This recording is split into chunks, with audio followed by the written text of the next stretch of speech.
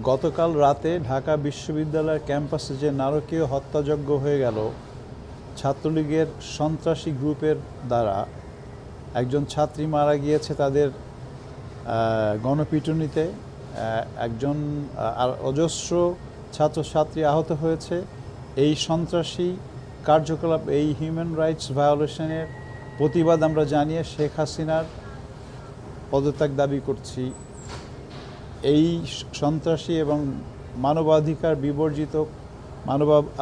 বিবর্জিত কাজের জন্য, এই গর্হিত কাজের জন্য শেখ হাসিনার পদত্যাগ দাবি করছি।